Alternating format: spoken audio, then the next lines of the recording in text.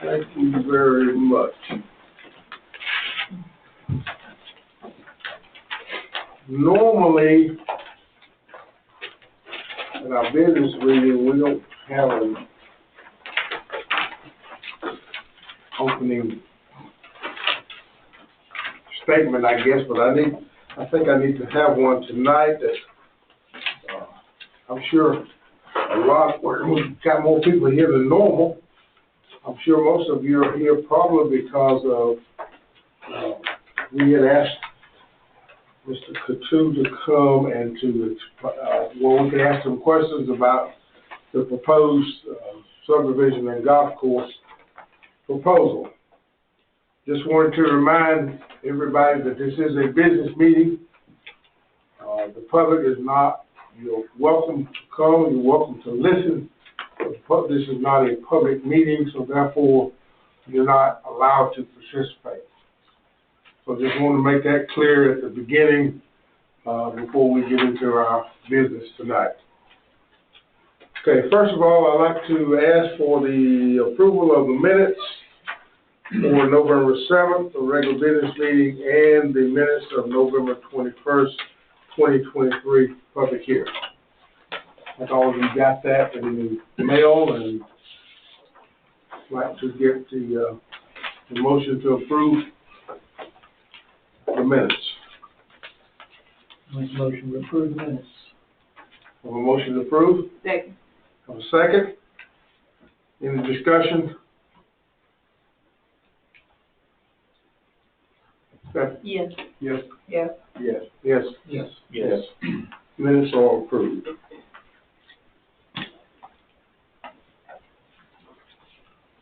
One last comment before we get into the discussion of the zoning application. I guess it's kind of an announcement. I don't know if all of you have heard or not, but on November the 12th, December the 12th, there will be a meeting that the public will be able to ask questions. That will be, I believe, at 6 o'clock. That's my understanding, yes, sir. On December the 12th. So please put that on your calendar and please be in attendance and be able to ask questions. All right, Ms. Tracy, you want to take us forward in our new business? Okay, yes, sir. And for the first thing tonight, we are to review a final plat for Nancy's Place subdivision. And I have placed those in front of you. We also have our large copies.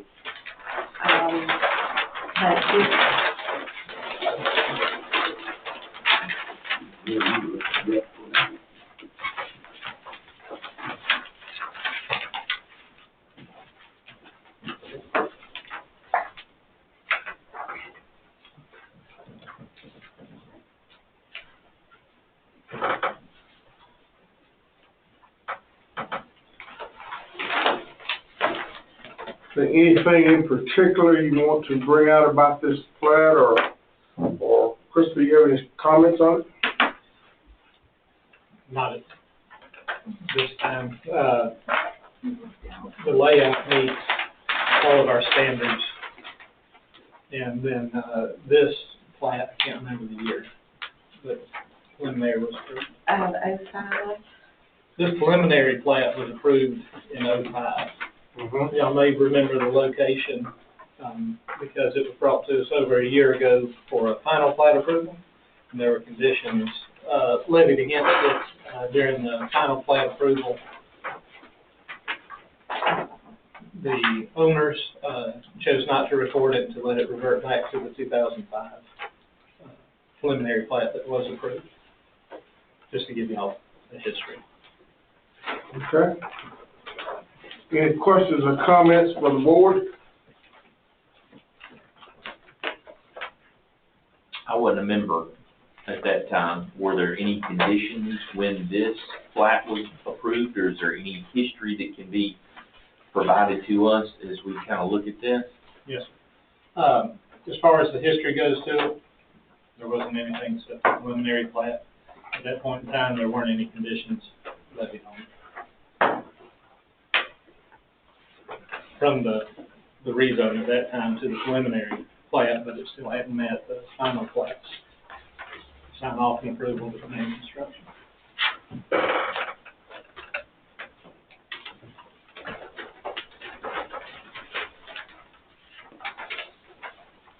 Any other comments or discussion? What's what's the well buffer? The well buffer head, it's 100 foot. It's gonna, be a proposed, community well and water system. And that will be part of track one? Yes,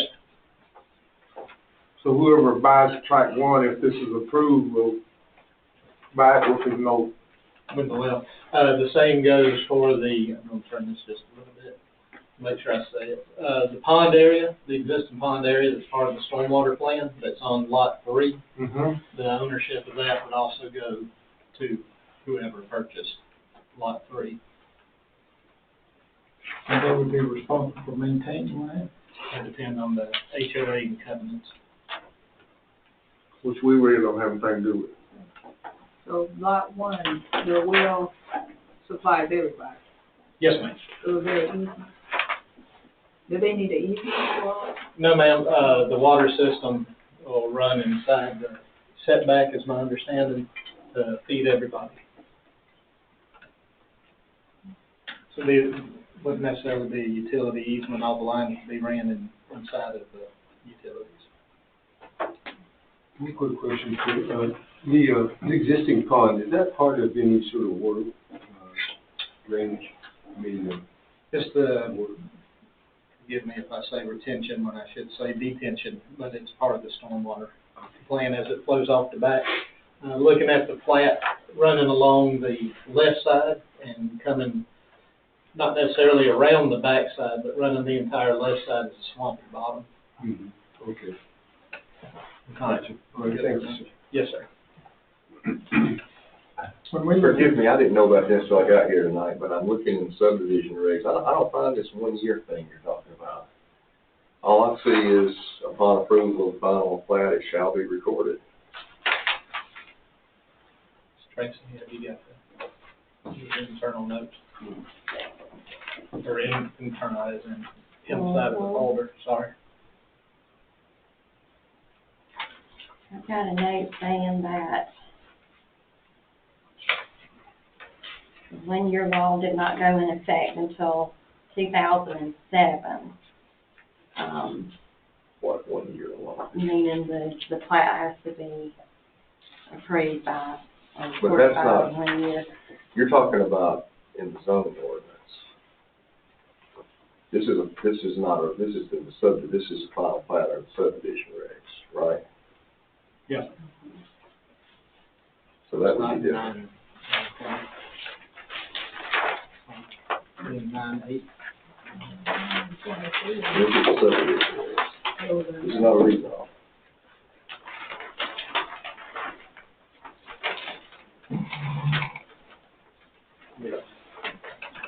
I mean, I got the zoning ordinance here too. I think so you're talking about this odd thing we have where we let people rezone property without knowing where the lines are, and then they have to bring in the plat and tell us where the lines are within a year, right? Mm-hmm. But that's not what this is. Okay. All right. Well, So we'll figure it out. So clarify to me, are you saying that we should not be reviewing this tonight? I don't know. I mean, this is your business meeting, so this will be, well, that's what this is for. We'll figure it out between now and 2 weeks from now, or 3 weeks from now, whenever your next meeting is. 19. 19, yeah. What was the date of that meeting?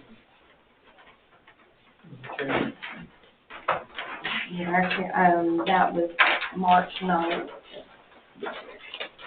That's what meeting occurred? What meeting? Between the other property owner and the chairman.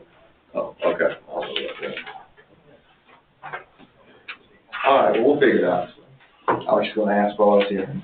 Okay, so we're actually doing is reviewing and getting all the questions answered about it. Yes, sir. So we'll continue that process.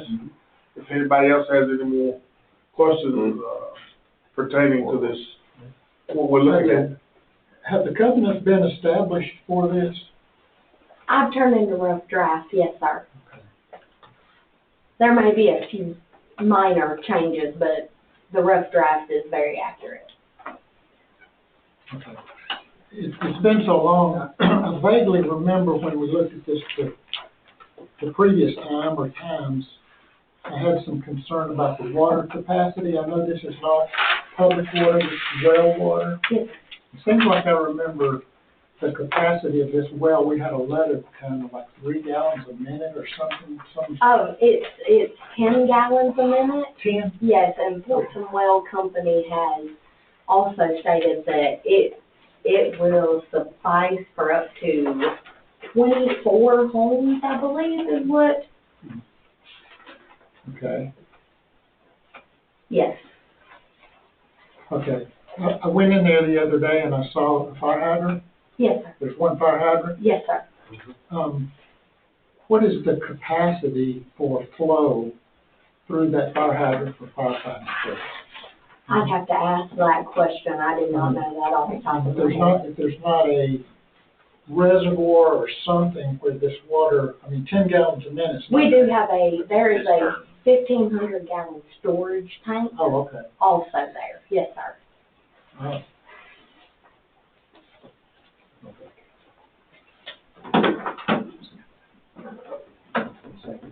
Anything else?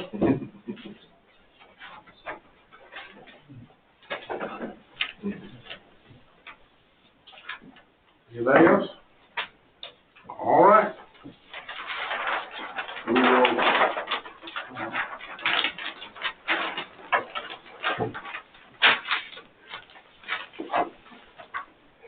One more quick question. Has this been reviewed for water purposes? Has this been reviewed by the local fire department that will be servicing this area to make sure that that is adequate?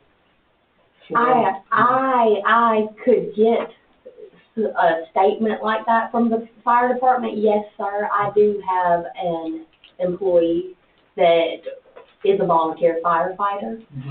So, I could get that. Yes, sir. Okay. I would appreciate that. Mhm. Get something from the- Yes, sir. Okay. This one's closed.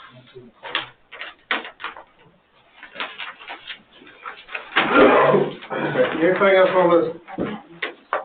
So, we will be voting on this one. I guess we will go on 19, to recommend approval or disapproval to the board. There's several of us. I know no background on this, so. Right. Need to- a little bit more There'll be information. more information that will be gathered, and I'll share with you anything that I receive. Thanks. Thank you.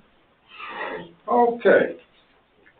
Discussion of zoning application for December 19th public hearing. Place it back to you again. Okay. Let me switch out thumb drive here.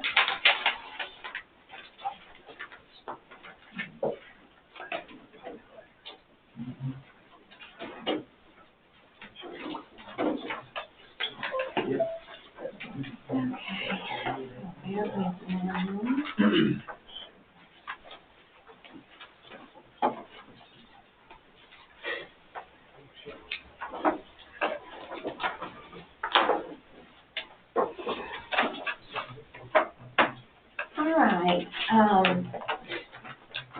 first up, we have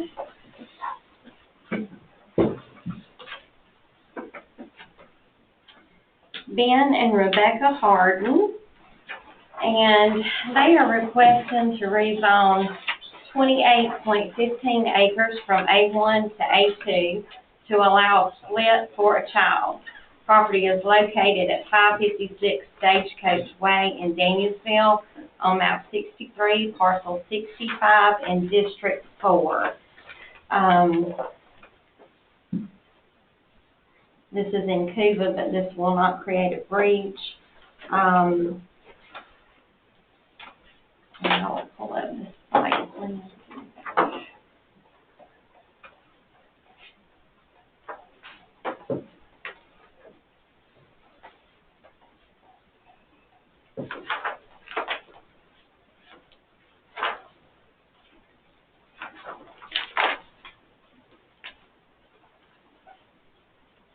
And they're just keeping approximately 15.66 acres where their existing home and splitting out approximately 12.49 acres, one of their children's home site.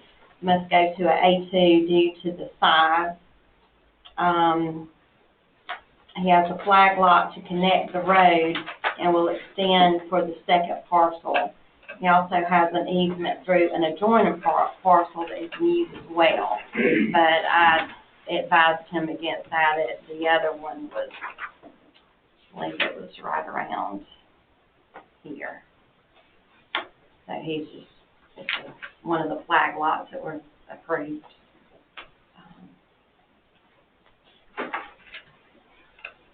So is that an easement in the yellow, always from the main road up there? Well, it's actually a private drive because he owns it.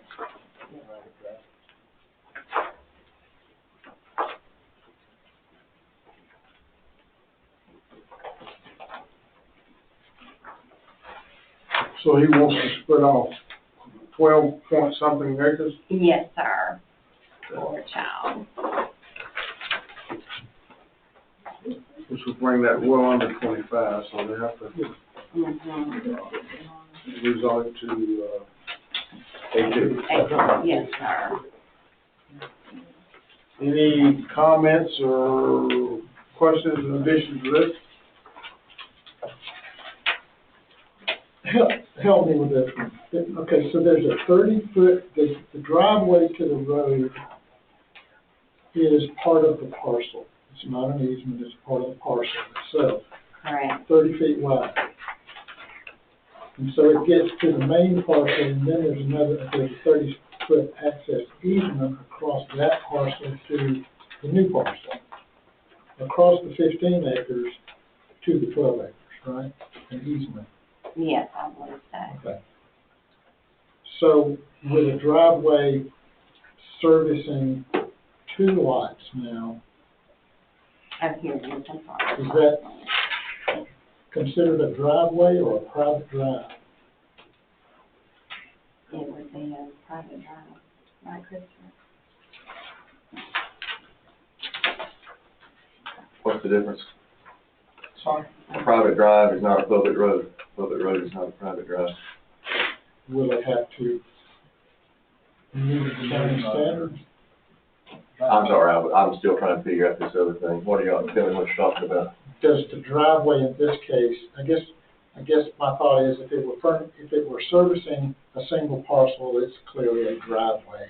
If it's servicing, is it more than 2 parcels, then it fits a I think private it's more than drive. one, 2 or more, isn't it? Residence versus parcel. Yeah, 2 or more. If it serves 2 or more residences, it has to meet the new standards. 2 or more. Mhm. Okay. So in this case, it will. Yes. True. Can I ask you something?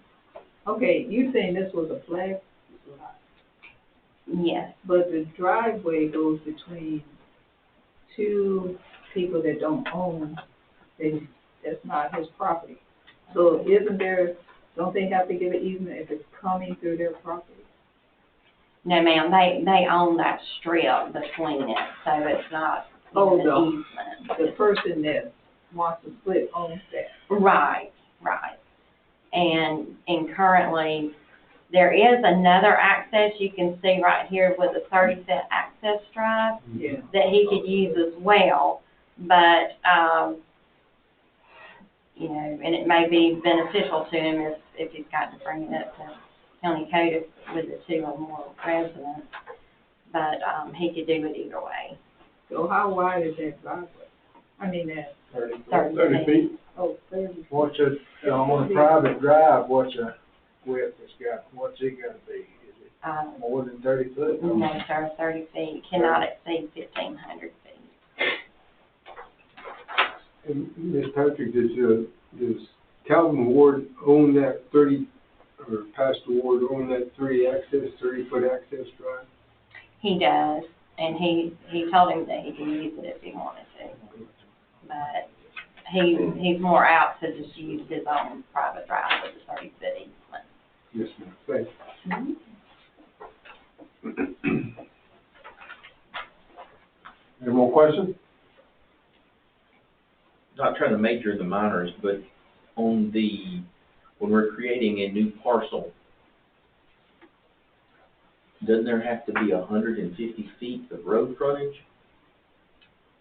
Or either a 30-foot easement or private drive.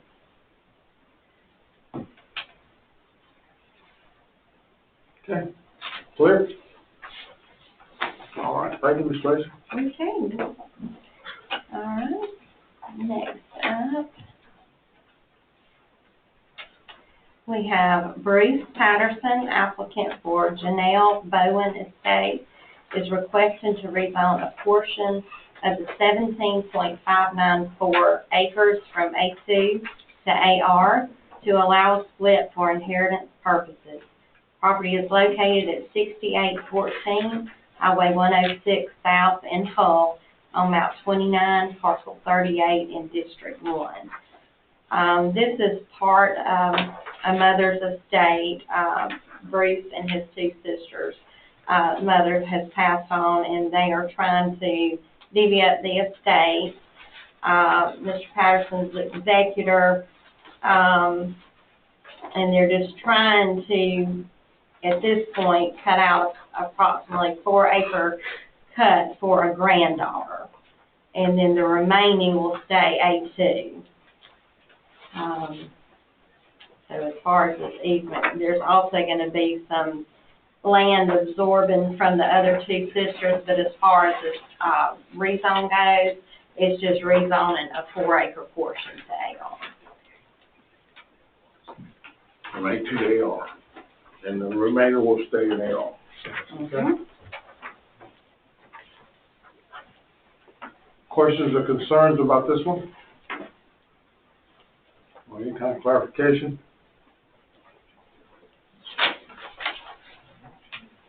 Hearing none? 3. Okay.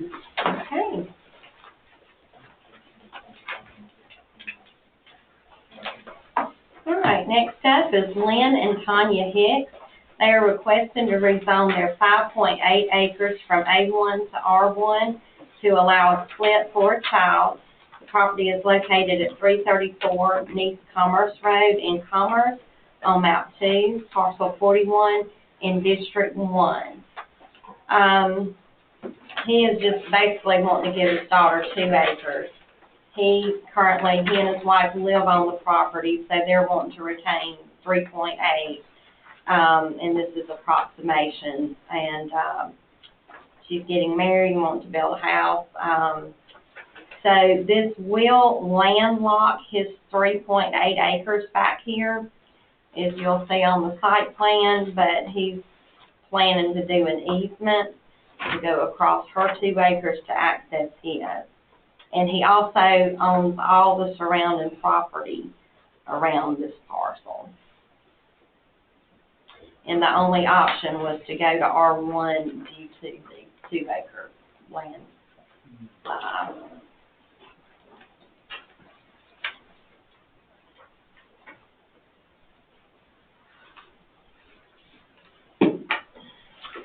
I guess a question, can we,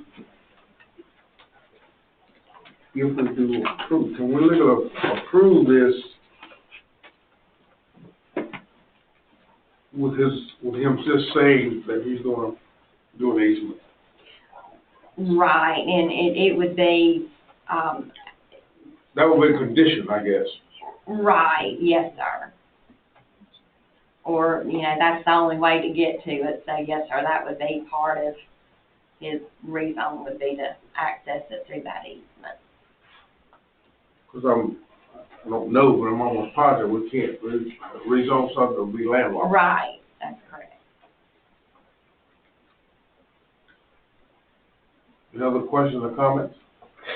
So you said he owns everything around, like, Yes, ma'am. 42, 43, and 40, Yes, ma'am. I think it's all of these parcels. oh, on that side, not on the other side. I think, yeah, it's all around. I don't have those notes in front of me, but I know it's the surrounding parcels.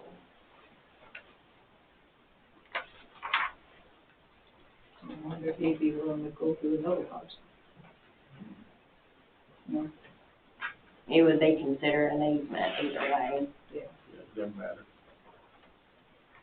Okay. All right, moving on. Okay, next up. We have Sean Hayes and Adam Larson with New Frontier Holdings. They are requesting to rezone their 4.44 acres from R1 to business to operate a mobile home dealership on the property. Property is located at 7960 Highway 72 West in Calvert on map 46, parcel 202 in District 3. And what's happened here is they have purchased Country Living Mobile Home Park, and they have demoed all of the older homes there, so it's a vacant lot. And there were actually two parcels when they first started this, and now they have combined. There was one in the back and then this one in the front. Well, I think yes, they're right here. So we're going to have the 3 acre something there and then a 0.63 acre. So in the midst of us doing the application, they combined all of it because they could do that in the R1 zone that they were in. And so now we're just working with one complete parcel for it. Previously, was this Tranquility Forest? Country Living. Country Living, Tranquility's on down the road on the right. Yeah, This is a dealership, not a park. Right. now those driveways going up to there, very steep. But do we have ordinance about signage? Oh, okay, because I know down that road, there's no big tall signs, they're all like medium height and everything. Yes, ma'am. And I included in your packets, they do have permission from DOT. I've got the DOT letter. Say that road going, that driveway going in and coming out is. Well, that's DOT. Yeah. And there's also in your packet their letter of intent.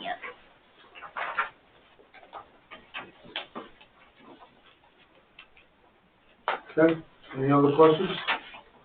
Comments? Did they say how many they're trying to put in there? I really don't have a number on it, but it's not gonna be an overwhelming number because of the parcel size.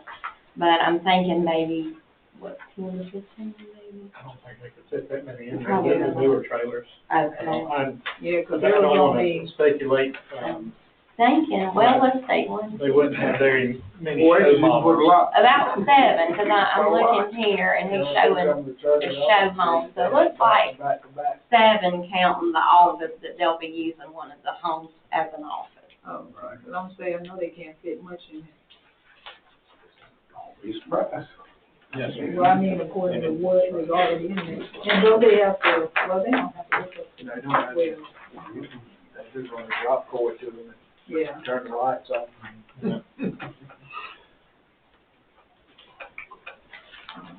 All right, anything else? Okay. Bye. All right, next up is Linda Thompson, and she is requesting to rezone a portion of her 62.05 acres from A1 to AR to allow a split for a family member. Property is located at 1220 Sewell Mill Road in Danielsville on map 24, parcel 69 in District 2. And she's basically gifting her nephew approximately 4.83 acres, and the remaining 57.22 will stay in the A1 zone. It is in Cuba, but there will be no breach. So it's mostly just for family members.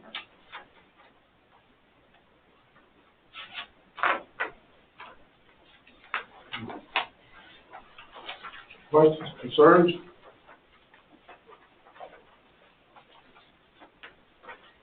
Pretty straightforward, okay? Number 6.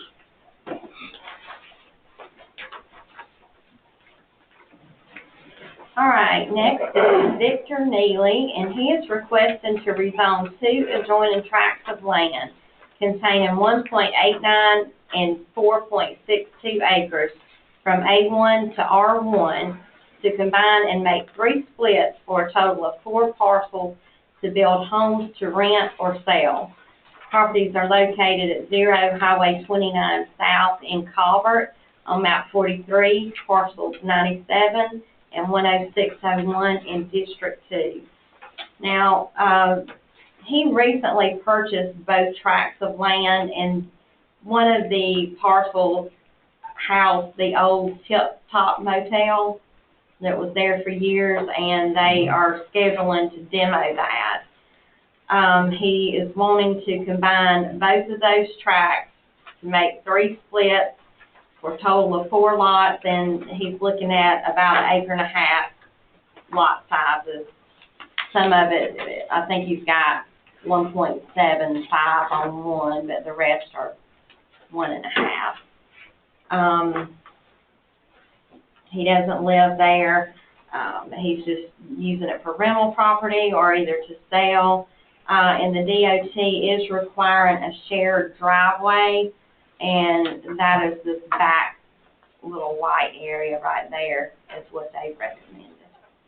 But it's in the real bad curve there. Yeah.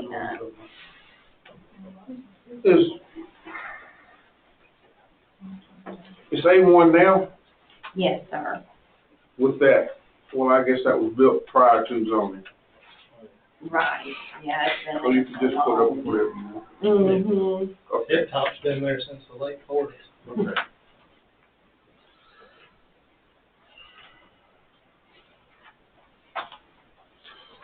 Board members, any questions on this one? Oh, yeah, it's late 50s. I'm just looking here, it looks like if he splits these into the acres he's talking about, they should have plenty of road frontage, correct? Yes, sir.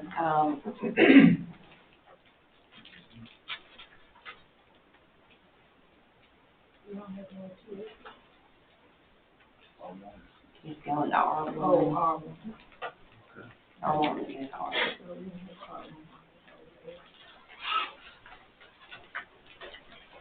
I'm assuming that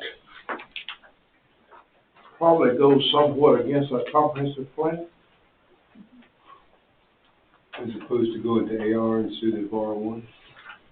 No, but I'm talking about the comprehensive plan that says we want growth or if it's all one areas to be in certain parts of the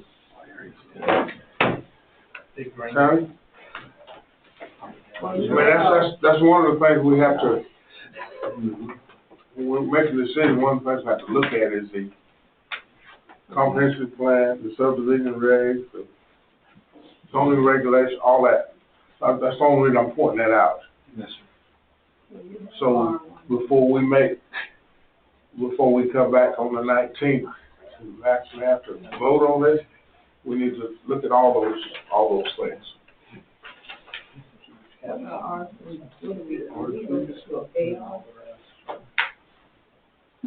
What you saying, Cynthia? I can't, R3, what did R3 stand for? Multifamily. R3. Multifamily. So all these are multiple things. triplexes, duplexes. And this is,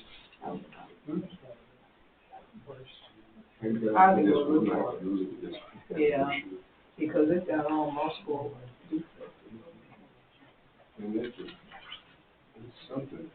I guess the reason it was, that wasn't R3 at the beginning, right? It's A1.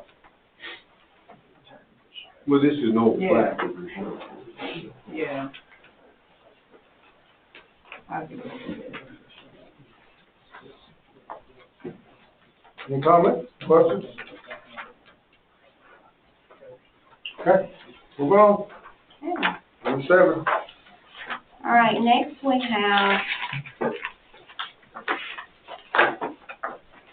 Barry Lord with Interstate 85 Services requesting to rezone 42.538 acres from industrial with conditions, limiting the property to only 2 10,000 square feet warehouses, to industrial without the conditions placed on the property that was rezoned in 2022.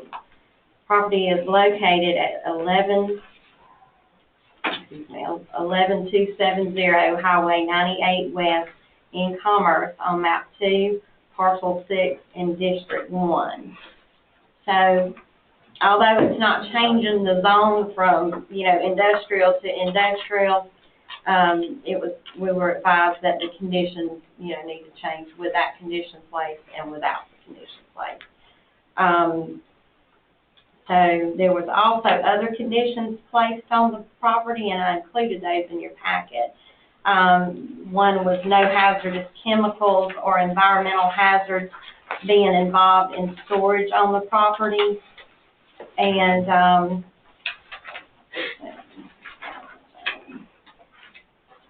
and a vegetative buffer must be placed around the perimeter of the 2 warehouses. So he said he's good with those 2. He just wants to build more than 2 10,000 square foot warehouses. And this is for a proposed industrial park. And he's planning to subdivide it into 6 tracts. And this was also the parcel that we just recently rezoned for a 4-acre cut for that convenience store. Convenience store, right.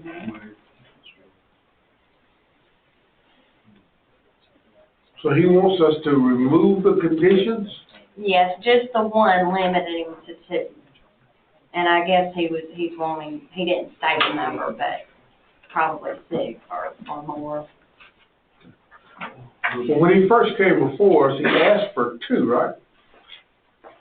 I believe that was just what was put on it, and I don't know how that number was derived. They had originally wanted to put 2,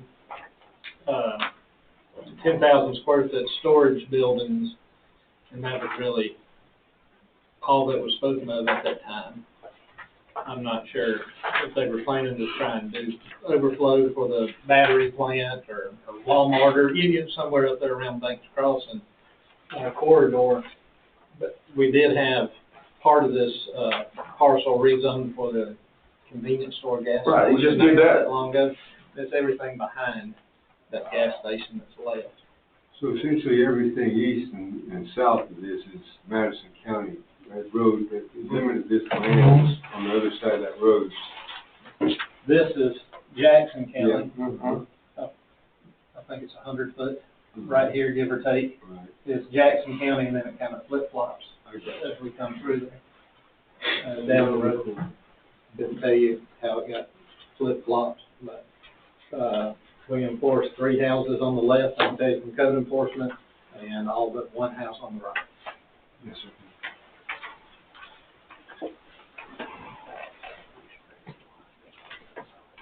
So we did what he asked, we would approve what was asked for.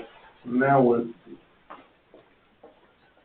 he's coming back and wanting more, wanting to put more houses, but he's not asking for the conditions of the buffer and all that to be removed. Right, just Only number. the number of. Yes, sir. All right. And the road that he has on this proposed subdivision of the warehouse subdivision, whatever, is, that's all according to county standards, correct? As if he his.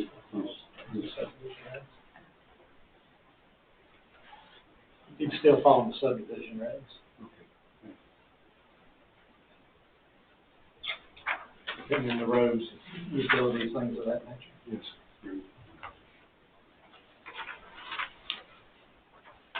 Okay. Questions, comments? He could wait the 3 years, but just do that if he developed 4 and waited to split the other 2 off after 3 years, that's still be there. All right.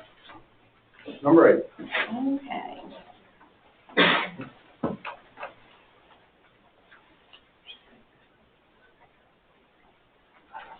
All right, next up is Fred and Marla Hall, and they are requesting to rezone 2 adjoining tracts of land containing 5.2 and 5 acres from A1 to AR to allow the common property line between the adjoining properties to be adjusted to allow setbacks to be met. The properties are located at 416 and 464 C.L.O. Kelly Road in Danielsville on map 41, parcels 2 and 3 in District 2. So what's happening here is there's an existing home that is straddling the property line. He owns both tracts, and back in the day, you could straddle a property line with a home. So he is needing to rezone both of them to AR because they're non-conforming as is. They're A1. So they need to rezone it to AR to allow that property line to be moved. So there is 2 homes on the property, so the end goal will be 1 home per tract of land, and it's just trying to correct that issue. And these are rental properties.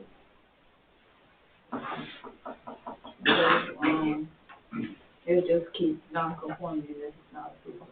Right.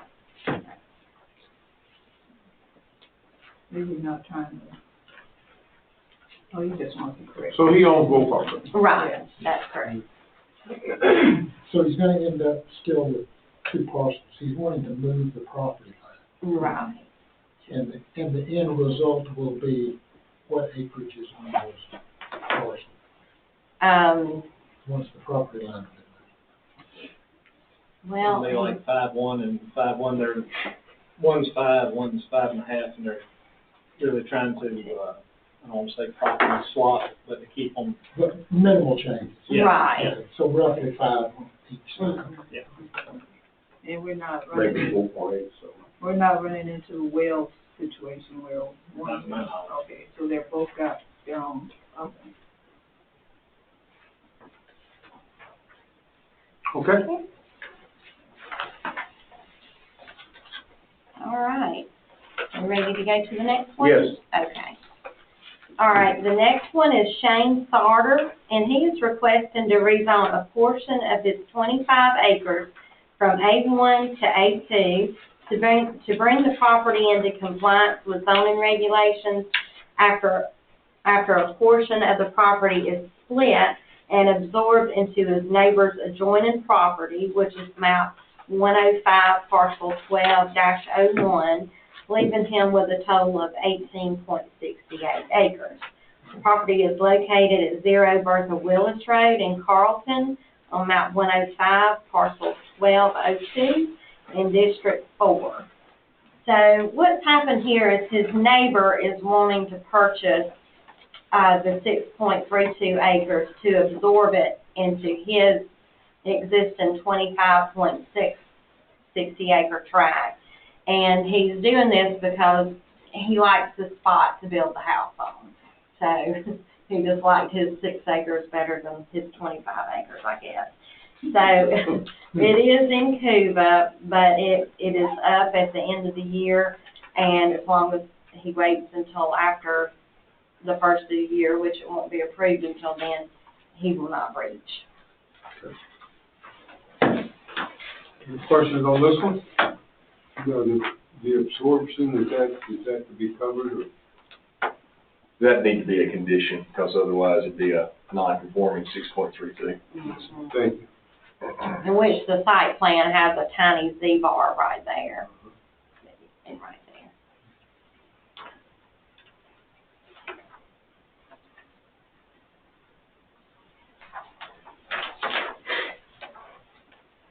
Anyone else? All right. sir. All right, ma'am. Okay. Next, we've got Brittany Smith, applicant for her grandmother, Mary Collins, and she is requesting to rezone 33.7 acres from A1 to A2 to allow the property to be split into 2 equal tracts to gift her granddaughters. Property is located at 4601 Highway 174 in Danielsville on map 49, parcel 103 in District 4. So, Brittany is currently living with her grandma, and they're kind of looking after her. And so the grandma's just wanting to go ahead and give her her own tract of land because they are wanting to build a home. And then she also has a sister, and they're wanting to give her the other tract. So it's just an even land swap, or excuse me, an even Land split. split. And it is in Cougar, but there's no breach for them. And those poultry houses? They're non-productive. Mhm. So there's no breach of Cougar? No.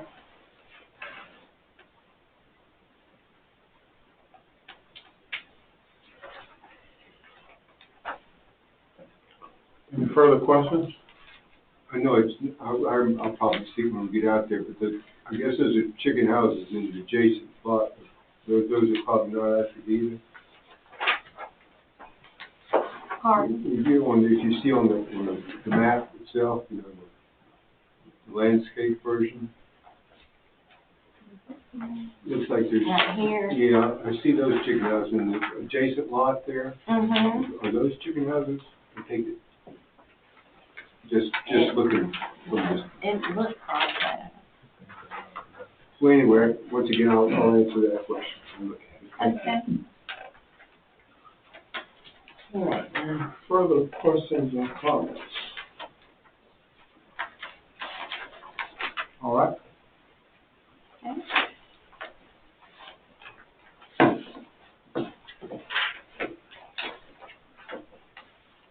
All right, and next we have Adam Swan. He is applicant for Mary M. Shelton Trust with Donald Browers Jr. as the applicant, is requesting to rezone 43.02 acres from business to R3 to develop a retirement community subdivision consisting of 36 lots. Property is located at 0 Norwood Road in Hull on map 18, parcel 78 in District 1. And this is across the road from Hull Sanford Elementary. Is zone business at the moment? No, it's on day one. It is its own business. It is? Yeah.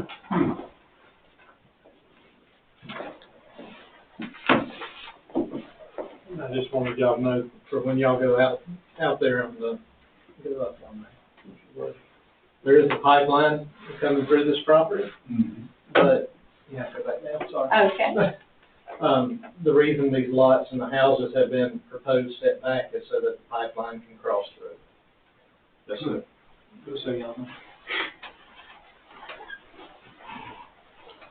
And I did include in your package, the lot sizes of each lot You got of the proposed. this in one marked in yellow in our package.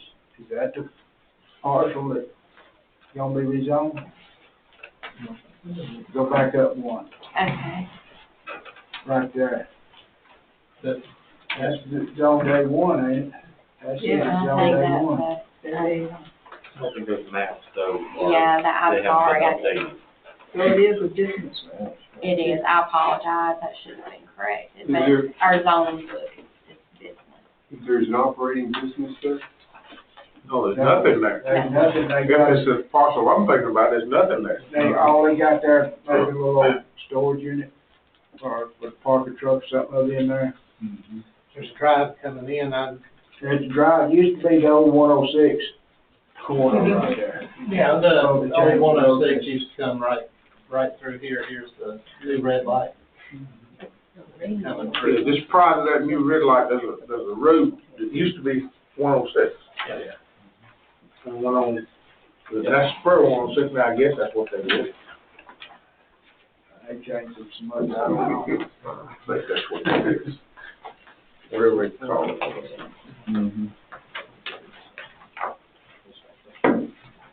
But I'm amazed that it's beef. I mean, it's business already.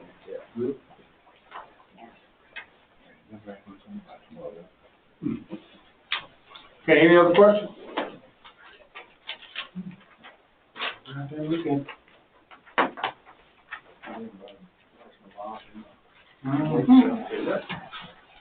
Somebody's looking ahead. All right, is that all the new, rezone requests? Yes, sir. All right. Moving to old business, I guess.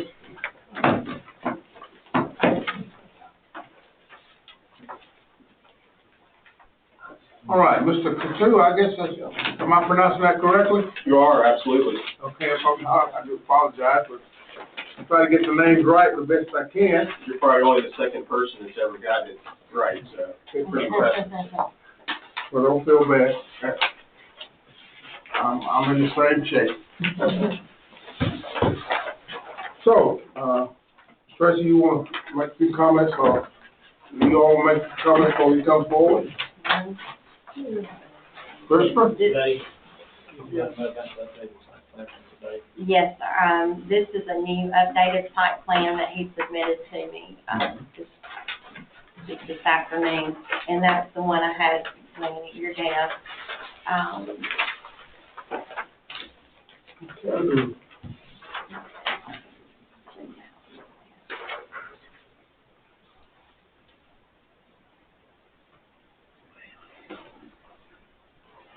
Okay, if you want to make an opening comment statement, and then the board will be open to asking you questions. Yes, sir. So we submitted a draft of the site plan that we're preparing for the town hall meeting on the 12th. And after tonight's meeting, if there's not any changes or comments, we are going to send out an invitation tomorrow to the list of people that were in this meeting that wrote their names down for the 12th town hall. So landscape architect is putting color to this site plan prior to the meeting. And it's just laying out everything we've talked about on the R3 and the golf course, and I can get into more specifics. But really, it's just for me to answer some questions tonight, maybe talk a little bit about the site plan, and talk about our intentions for the meeting on the 12th. Okay, go ahead. Sure, I have a question. Your diagram here on number D, the golf condominiums, you've marked D there, the areas for the condominiums. What were those condominiums? What do you envision? What we're looking at is possibly 2 to 4 bedroom condos that could be lock-away type condos for members of the club to be able to have property within the golf course property for when they're in town, for whether it's, for tourism, for just to play golf, and an easy lock-away, so where they aren't having to be required to keep up with maintenance of their lawn. It's just walk right up, get into their unit, and have somewhere for their guests to stay as well. Do you anticipate managing those condominiums? Yes, it would be under property management. Yes, sir. Absolutely. Thank you. And we'll have a homeowners association that'll govern the entire property as well. So we're going to have that within our stipulation letter, talking about the fact that we'll have architectural control as a part of the homeowners association. So we'll add that in the stip letter. I think we asked this before, but will this be a gated community? As of right now, it's not intended to be gated.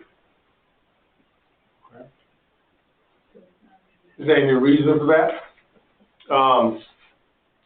No real reason. I mean, right now we're intending on it to be just a standard community, and no intentions for gating, so we haven't seen the need to gate it as of yet, but that's not to say we won't gate it in the future. There's no plans to gate it at this time. I guess the reason I ask that is, it's a private course, private Yes, sir. entity. I mean, just, nobody can just come in, you know, so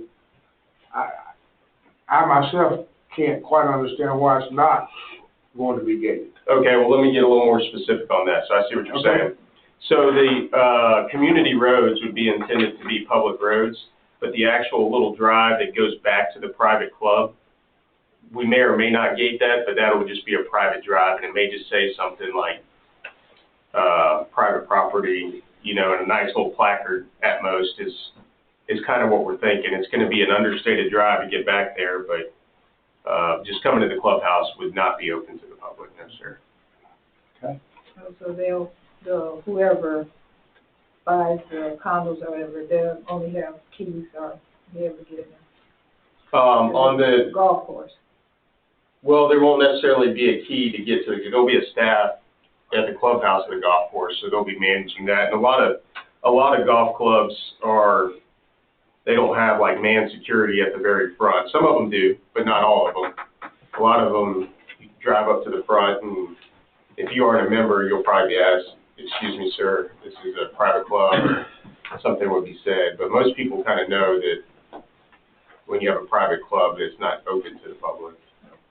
Okay. But we don't want to have like all these signs everywhere that say "stay out" or you know what I'm saying? Oh, yeah, but my questions were, when you were here the first time, we talked about irrigation as well.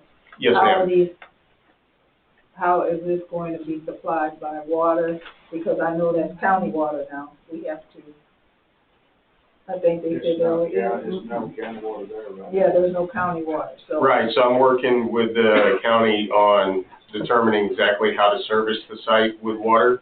So the intentions are for the homes to be on public water. The golf course would be on well and irrigation tanks/lakes. And then also have public water for emergency use in case of, you know, we're in a drought or something like that. We need to keep the greens watered in that situation. What about the septic, it's still going Right now, the intentions are for individual septic, and then for the golf condo and golf cottages to be on like a smaller community septic system, but that would all be a private system controlled by the management company.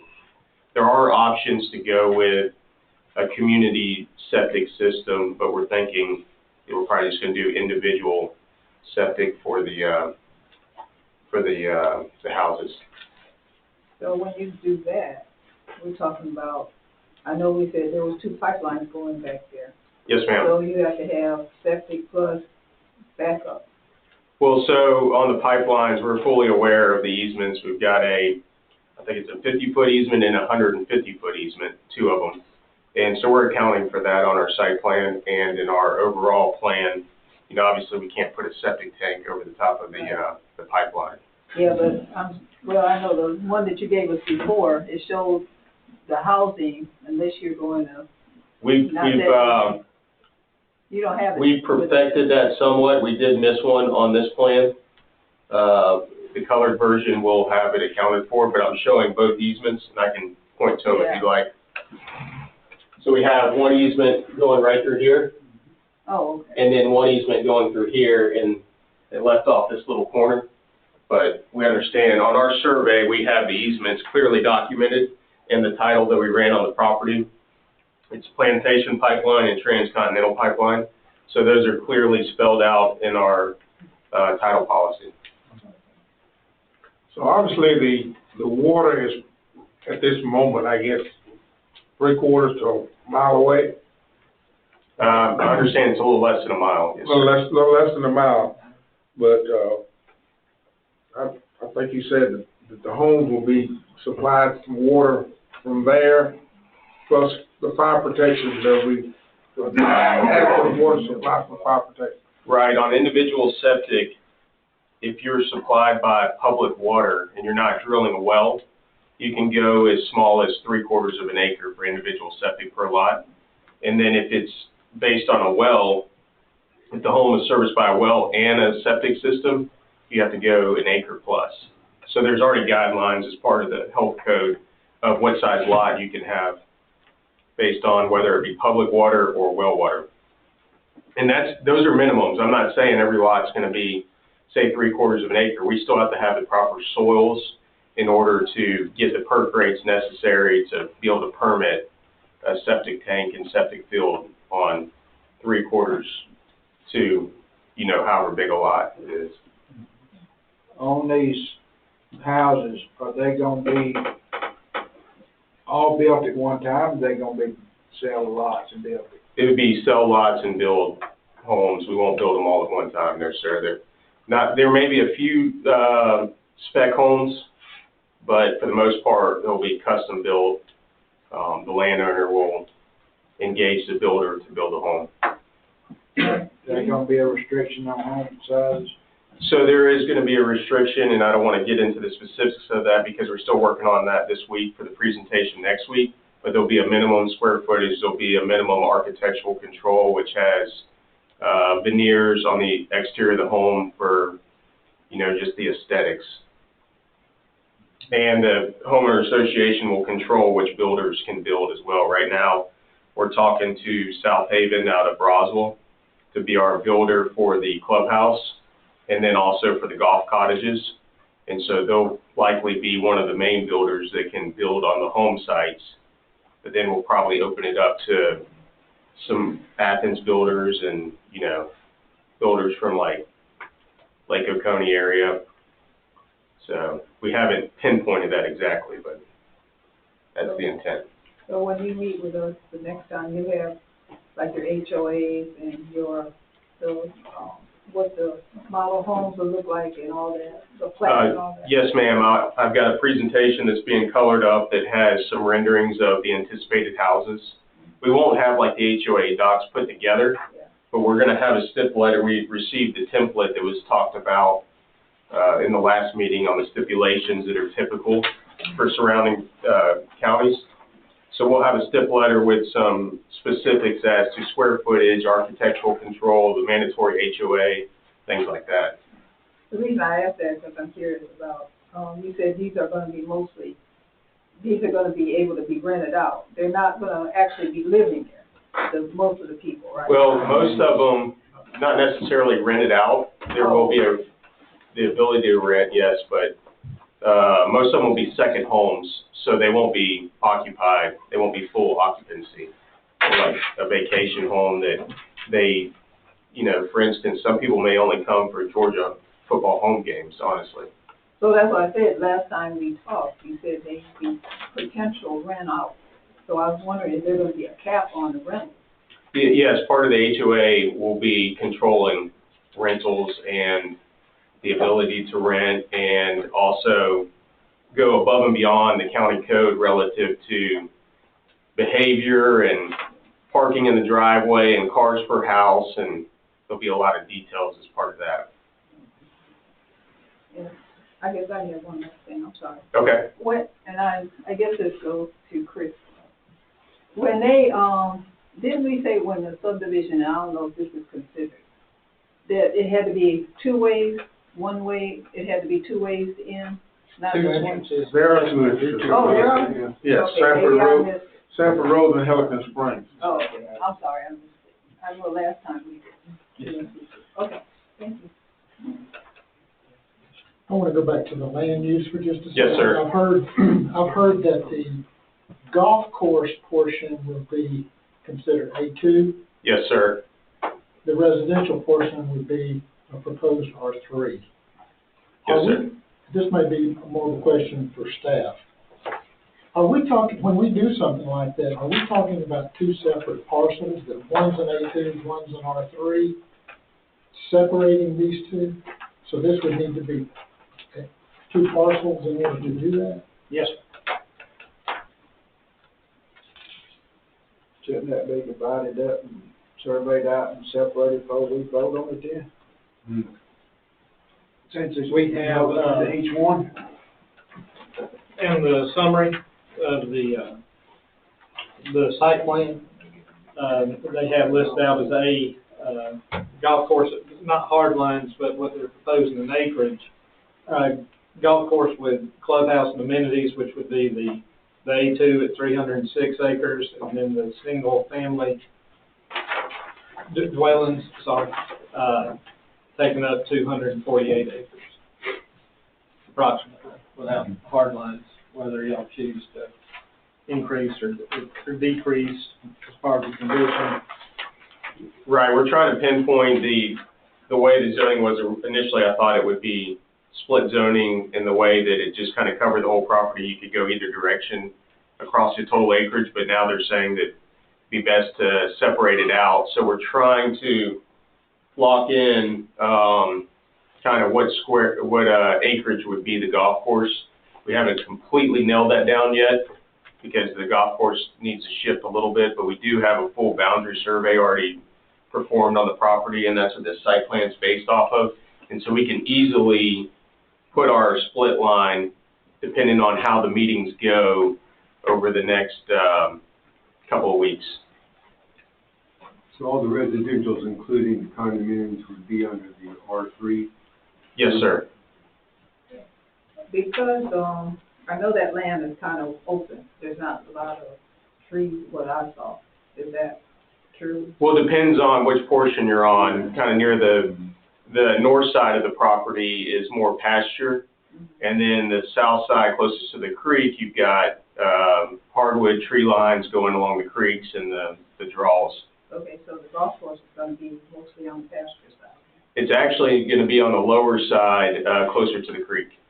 Okay, because I was just curious about, golf balls flying, so you're gonna have that, some kind of barrier or some kind of... I hope not. We're going to try and keep it as natural as possible, and hopefully they won't be going astray like that. It's, typically the fairways are wide enough, and then your roughs, and then you're going to have an out-of-bounds area that's usually tree-lined, and it's not often that you're going to see stray golf balls go flying, and we don't have a situation. See, we have the creek lining the entire lower side. I don't see a situation that we've got just houses, neighbors being hit by golf balls or anything like that. No, but you said there's going to be a tree line.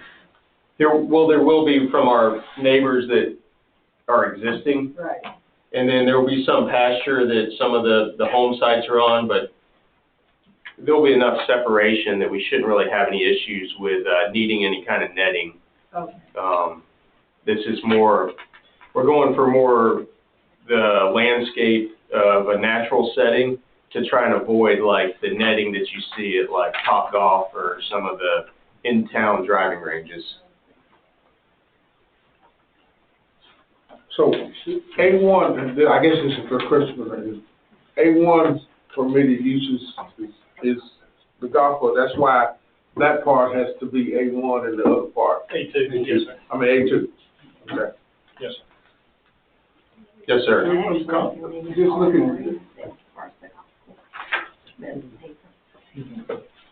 Just looking at your map up there, I see 3 of your lots actually touch the property line. Now, I just say, most of that all the way around there seems to have kind of almost a barrier separation. About how wide is that? I don't have a real scale on this. Let me look. Well, I don't want to speak to exact distances now. I probably should have said at the very beginning, this is still just a working draft that we're trying to perfect for our next meeting, and then we'll probably from there perfect it for this following 18th or 19th meeting. And then I'm certain there'll probably be some revisions and modifications to the next county commission meeting, but which section are you talking about in particular? The residential, the lots down there, where they just, there's, At the bottom of the lots that are going over. Oh, I see it. But they're touching the property line, but, I mean, there's still obviously enough for setback and all of that sort of stuff. Right, I'm yes, just sir. wondering if it looks like there's a vegetative barrier that's going to be most of the way around. But I know the area you're talking about, and the intent would still to be have a vegetative barrier. Maybe the property goes all the way to the property line, but, we're not looking to completely clear cut this property to where we lose some of the privacy. Yes. So we want to keep it natural, but at the same time, remember, we got to put a home and then we have to put a septic field too. So there will be clearing, but I don't see us going to just clear to a property line and give up some of our natural buffer. Okay, thank you. Lisa, you got a question? I know there's a lot that you don't know yet. Do you have a projected value of these homes that you might sell these for? Yes, sir. I'm still working with my team to make certain that our market studies are accurate, and so if you don't mind, I'd like to save that for the next meeting, just give us a little more time to put that together. That's what I expected. Okay, well, you almost caught me. You almost caught me there. So, do you know the style, are they gonna be, ranch style or two-story? There will be the option to do a ranch, absolutely. I mean, that's a perfect opportunity for someone saying that once is retired and is moving to the area and, you know, maybe he's always loved the Athens and general Athens area and wants to be convenient to Athens, and they decide they're going to be close to the golf course that they become a member of and don't want to have to deal with stairs. So we're not going to restrict it to either ranch or two-story. I absolutely see the opportunity for a lot of ranches, though. Will you have to be a member to live in one of the homes? No, but what we're setting it up as is we're going to give members a first right as we unlock lots to be able to purchase. They have the first right to purchase the lots, and then we'll need to open it up from there. So we'll give them a time frame. So I noticed that you have the rose put down here. Is that the name of the? Yes, sir. Cherokee rose is state flower, and that's kind of where it started, but we scaled it back because everybody wants to abbreviate things these days. So anyhow. Okay, thank you. I know there's probably a lot of concern from people that live in that area about traffic. Right. Have you all done any kind of traffic study or projections? We've got a traffic engineer that's involved, and they're working on some preliminary numbers currently, just so that I can speak intelligently to the traffic. I mean, it's not a very dense community, but I know we're talking about a rural area, so it's a sensitive subject. So I want to make sure that I get some good feedback from the traffic engineer on what we report on the 12th. Okay. I know you're talking about traffic, you said it's rural density, but say a lot of people use that corridor right there, to come from Commerce to Athens. Yes, sir. And the north side of Madison County and south side of Jackson County, that's where they travel to Athens. Right. So that some days you may not have as much traffic, but other days you got more traffic. So you can't do it just one day. It's gonna have to be 2 or 3 weeks worth of traffic study before you get the true capacity of the travel on the roads, because you don't have it. Right. I live on about 3 miles from there, so I know traffic what it's like at different times. Well, we've got a traffic engineer that performs work throughout the state. They handle some of these large truck stop areas. They handle schools. They're heavily involved, probably one of the most recognized firms with Georgia DOT for public developers to bring in traffic reports, and so I'm going to lean on them and see what they recommend. And you know, I don't want to report on anything. I'm not a traffic engineer, and I don't know the full ins and outs of what's required there. Okay, I hear you saying these are second homes, so you're gonna market them as second? No, ma'am, I'm not saying that they are all second homes. We see members, we've already talked to prospective members for the development, and they are looking to purchase. The demand that is there for second homes, but there will be some people that purchase for primary homes. There'll be people that will purchase for primary homes that just want to be a little closer to the golf course, some people that are retiring potentially. So I don't want it to be mistaken that this is a 100% second home community, because that's not the case. Oh, because what I'm hearing, the way you're marketing, because now if it's not a second home, it might be primary homes.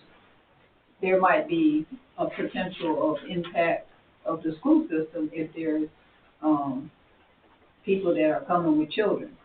Well, So that's what I'm saying, you're saying So- retirement or, well, there is gonna be certainly a mix of people. The majority of the people we're talking to are either have older children and or are retired. But there could be the potential that, yes, somebody is moving to the community and they'll have kids, and we're not gonna restrict it from them having kids. But we've talked extensively to multiple members, potential members, and out of the section of people we've spoken to, I mean, I've got the youngest kids, and I've got a 13-year-old and a 10-year-old, so, We have to think about Yeah. the future. 'Cause I absolutely- These will be Yeah. private homes they could sell to whoever I they understand. want, so that's what I'm saying. So now, as a committee, we have to look at, okay, it can impact the school system, and then we have buses coming in and everything. So we have to consider, because before it sounded like it was just more like a second home or retirement, but now we gotta consider, okay, there could be a community where there's kids, school buses going in and out and everything. I know you're not limited to it, but, you know, that's another consideration that needs to be taken into. well, the road system that we design, and if you have a concern over getting school buses in and out, or if it's just solely on having children on the school buses, I'm not certain. No, I'm But just you're- saying, considering the I think it's more traffic. burden on the Yeah. school system. Well, the Mhm. school system has, they told us they have. But what I'd like to hear is from our school system as to what they think Right. as far as the impact, you know. My understanding When is that presentation is research made, is I'm being hoping conducted. that our system, Oh. school system Yeah. will be there to talk about the impact. You know, our sheriff's department will be there to talk about what impact it will have. That all of these folks will have an input, so we can make a reasonable decision as to what to recommend to the board. But I'm saying, you're right, and hopefully the school system will be there, but I'm saying, when we first, what I first heard, or what I thought, it was more like a retirement, second homes and people that are retired. But now, what you're saying, you're not limited, you don't know exactly who's gonna purchase. I know who we're marketing to, Yeah. and I don't have a concern for us overpopulating the school system with who we're marketing to. Okay, so But- you're marketing towards the retirement, that's what I'm asking, and, Golfers. We're marketing towards golfers. I mean, Oh. they would be, that's our primary market, but we can't just, right. I don't want to come up here and tell you it's going to be 100% golf course community. Everybody that lives in there only golfs and they don't have any kids, because that's not the case. And the intent is to have a community that's going to be a mix of families and retirees and empty nesters and, just a wide swath of what would typically be the members of the club. But then, obviously it's not a private community, it's a private golf course with a community around it. Okay, So there's going to be a premium on the homes because they're near the golf course. And so somebody, and if they have kids, are going to have to come pay that premium to be near a golf course. So typically when they're doing that, they're wanting to be around a golf course because they enjoy golf and will be part of golf. It's not typical that we get like first-time home buyers or people, second home buyers that are moving there for the school system and bringing their kids, I guess is. Well, I guess it depends on how, I don't know, you said how many bedrooms, because that's another one. If it's 3 and 4 bedrooms, yeah, you're gonna consider some kids coming in there. Well, on golf cottages and homes geared towards golfing, a lot of times you want 4 bedrooms because of the fact that when you play golf, you play in groups of 4. Oh, So that's kind of, it wasn't more so geared towards 4 bedrooms is perfect for a husband and wife and their 3 kids. It was somebody's coming to golf and they're bringing 3 other people with them. so your market is going to be more golfers. Yes, ma'am. So that's what I'm saying. Wherever your market is going, you're advertising. That's what we're looking at, may possibly be coming in, But it's kind of like Stephanie said, that can change. yeah, I know, that's what That I'm can saying. change down the road. I mean, So we have to because consider that. you You know, my feeling is you can't predict the future, but Right. you have to look at, because it may happen. It may happen in the future, because that could change. Their market could be one thing now, 10 years from now, them folks want to sell, it could be different. So we have to consider all of it. But one of my concerns is what comes first, the golf course or the residential community? So we're focused on the golf course right now, and with a quality golf course builds some residential community value. But our main focus is the golf course. Because I guess one of my concerns would be if you put the housing in first, the resident, what says that you can't say, well, okay, well, we're not gonna build a golf course. I understand. And then there's potential for more housing. Well, let me give that some thought, because that's not the intent. But I see what you're saying. You said members, only for the golf course. Or is it gonna be anybody can join the membership, or is it restricted few that are gonna be able to join? Yes, this is, invitation only membership golf course. So anybody from Madison County, if they're not invited, can't join the membership, right? It's invitation only. So it's only the people that live in the club. Right. No. Oh. No. Yeah, no. Oh, you have to join the club, okay. Join the club, you have to be invited. Invited. Oh, okay, all right, That's what it means by being private. yeah. Well, the road going to the golf course is private. Correct. You have to Yes. maintain that, right? The private road, going to the clubhouse, yes. It's maintained by you. Any private roads we would Right. be maintaining, correct? Right, that's why we were asking, was it not gonna be a gated community? Well, you probably can't answer this at this point, but,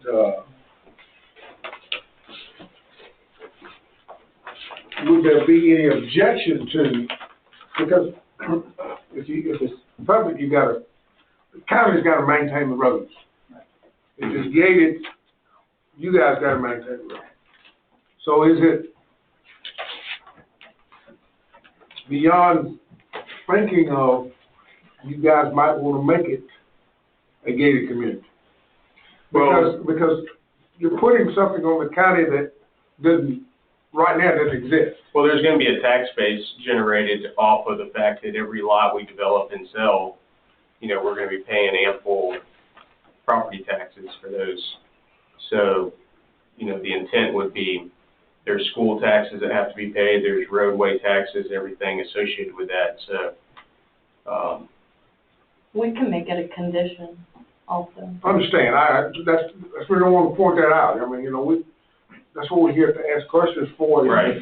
to make sure that we understand each other. right. From my standpoint, from a personal standpoint, I would rather it be a gated community, where that doesn't fall on the county. But, Well, I think what we're talking about- that's something that has to be. What we're talking about on this community is a well-developed, well-planned community that shouldn't be a burden on the county. That's not the intent. I understand. We would be having to put up the dollars for the infrastructure, and the county is not gonna have to come in there and clear the site and grade the roads and put the curb and paving in and all the utilities. That would fall on the developer. So what we're doing is, we're putting up the dollars for the infrastructure, making those improvements, to then subdivide the parcel to have lots that can sell off, which then create a tax base that generates the income to the county needed to maintain those roads that they're gifted by the developer. So it's a little bit different than, you guys have a road that you have to come install yourself, and then we have buyers come in. We're putting up the infrastructure cost. So did we say you were, okay, because of the water is a mile away? Will you be paying for that infrastructure to get the water to? Talking to the county on how to handle that, but also, same thing with the water is, it's an investment. A lot of times, water municipalities want more customers, and the customers pay for the water, and the fees that are generated are what makes for infrastructure improvement. So, and then a lot of municipalities get grants when they have new customers and have the ability to spend money on things like infrastructure. So we're in talks on how to handle that. But we understand that the water is not that far away for water.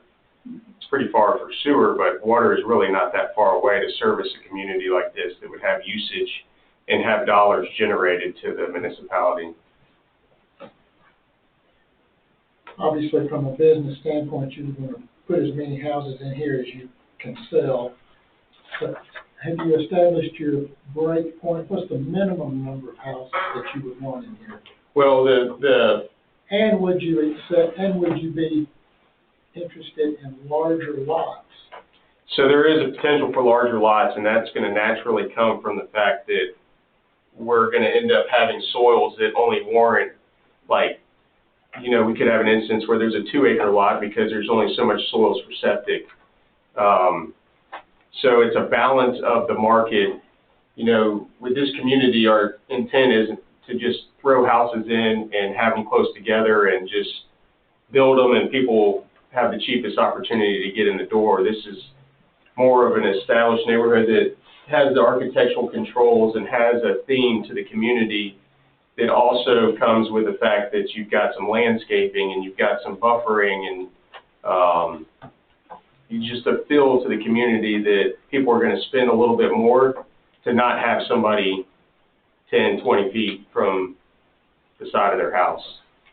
So I don't have the exact answer to your question, but I do know what we're showing is if God blessed us with the best soil in the world and we could get 3/4 acre lots across the board, that's what we would be able to, that's the kind of layout we could get.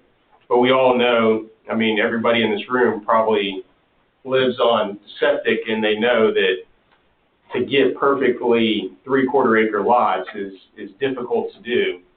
And at the same time, 3/4 of an acre is still a decent sized tract for a home site. So what I'm saying is our minimum would be the 3/4 of an acre. So you haven't done any soil testing at all? So we've done some preliminary testing and talking to the soil engineers, and we have been told that the soils in this area are very good soils for septic, but we haven't gone to actually do the phase 4, level 4 testing. When we do that, we'll probably do it in phases as we develop the residential. So I wouldn't go do a phase 4 on the entire thing and then the road system, you know, change. We would do some preliminary, put the road system in, and then we'd have to do another testing that we have to provide to the health department of Madison County. Or I don't know, maybe Madison County serves a couple different areas, but we have to get with the health inspector. Yeah. Right. And get that approved. So we can't just decide exactly where the lot's going to be because it's going to be so dependent on the soils to service that home. So kind of coming along with that then, I mean, as you have developed this, are estate lots and those type things in the mix with it being second homes? I mean, I understand you're going to put this to get as much density as possible, but in that marketing, looking at a second home that doesn't necessarily want to be on top of one another. Absolutely. Is that something I hadn't heard you necessarily talk about that as you have marketed and reached out to people who might be looking for something like this? Because Madison County at this time is more rural. Right. And that's one of the things that we are trying to balance ourselves. And right. That could possibly be something that would be very beneficial when you come to the next meeting to have that as a right. possibility to present, to provide that buffer, even inside if you are going to do it in phases. Right. As you see that as a potential as well. Right, absolutely. I think we can put some more thought into that, and it's not, you know, our focus has been really the golf course, getting the golf course off the ground and make certain we've got all that going, but we do have feedback that, you know, some people are going to want some larger lots, and there's some beautiful home sites out there, as you probably saw when you visited it. And so what I need to show is, hey, this is the minimum that we would do as in minimum lot size, but we're open to the idea of going larger and like I said, the soils are probably gonna require that, so. I'm hearing two different things, and I guess William could say, when you talk about condos have a shared wall. I mean, that's one component of it. I mean, the largest as far as the number of, single family, what we're talking about, 160 lots, where the condos, we're talking about 30 acres. I mean, you know, there are different parcels there inside of it, Right. as far as if you're looking at So you're developing gonna it. have single and condos. Yes, the golf condos would be closer to the clubhouse so that you have walkability between the amenities and the housing. So they're gonna have shared walls, the condos. They would, yes, ma'am. Yeah, and then you're gonna have single families scattered. Yes, ma'am. Okay, I was confused, I thought it was all condos. Oh, no problem. No. Single family and, It's a very small section closest to the clubhouse that we have listed as golf condos. We've got golf condos and golf cottages. oh, okay. And what area, what size is it? On the bottom left, Oh, okay. Oh, that's just, okay. Now, this is still draft, so I didn't, Okay, I thought, that was gonna be, trying to be condos. no, all Those are single the family road homes. system is single-family detached homes with a minimum of 3/4 of an acre lot. Okay, all right, I'm sorry. Okay, any further questions? We've been here for a while, and we're not gonna get all of them answered. So, you know, hopefully we will all attend on the 12th, and we certainly will be here on the 19th.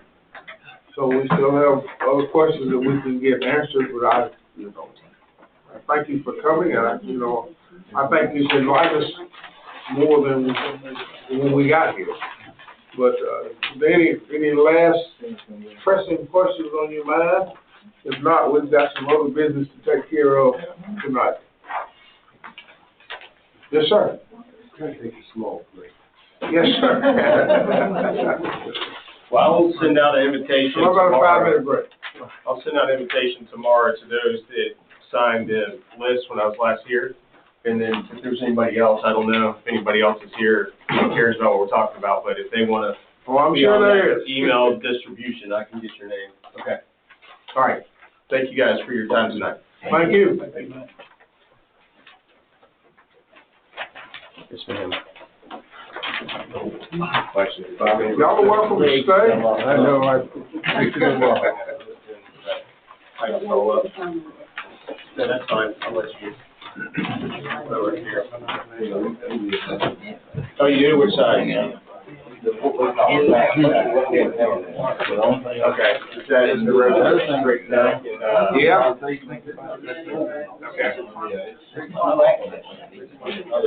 Okay, yeah, it comes from right across that road is very close to that.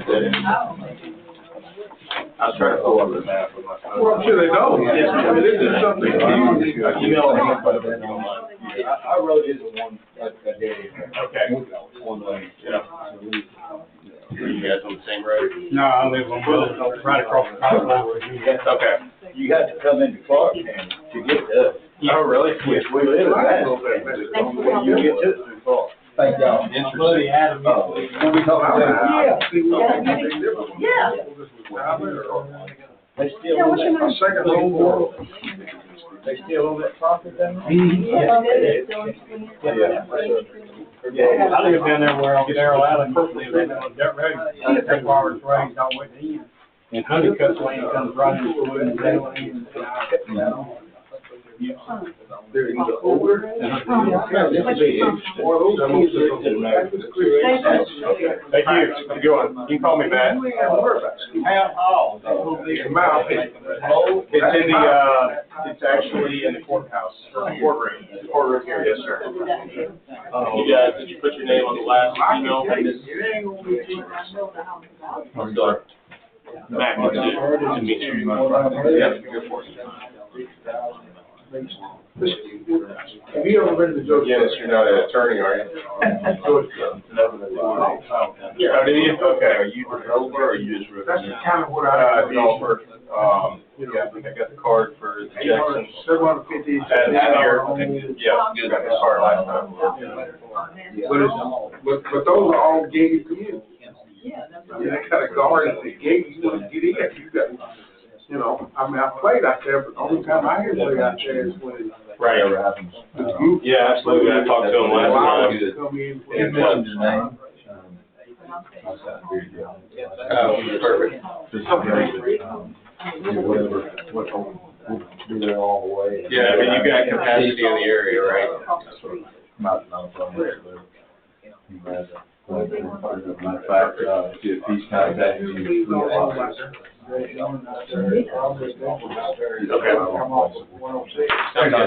maybe it was him in there attending the regular. I appreciate it. I appreciate it. Thank you. I'm coming to the house being built. All right, thank you very much.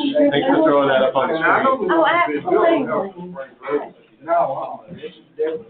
What you can't hardly see is pretty far from the right, come around the curve, just look back to the left over there. Okay. I haven't seen that, you can see it. It's huge. I haven't seen that. So there's one or two houses already out there. But they got, they're on their own big lot, man. So, last month's here, you said a lot of rumors. Am I gonna get a Facebook account so I can start checking? That's up to you. Still pretty heavy, or? Okay, we'll see what Not that. really. No, but I just, Okay. no, I don't So there's actually Okay. more. All right, thank you. I cannot tell you no. You're not gonna. I will not, comment. All right. Bring, I would say, bring We'll have what some you pretty got. pictures for the next week. So, all right, thank you. Thank you. All right, thank you, guys. Did you, happen to write your addresses? Just so I know, do you live right by the property, or? Yeah, I'm not, I sure, somebody had to tell me from the water. Kind of, it's a lines like that, it's a supply boat. I know both subdivisions right there, listening. Well, he's just trying to take advantage of if it goes in, hey. Nicholson, I think, That's is smart. in Madison County, not Jacob. Okay. Smart. And also those people that buy across. Okay, are we ready? All right, back in session. Let's see, where are we? Number two, item two is off the agenda for tonight. That will be handled on the 19th. Item three, discuss the AR zone district.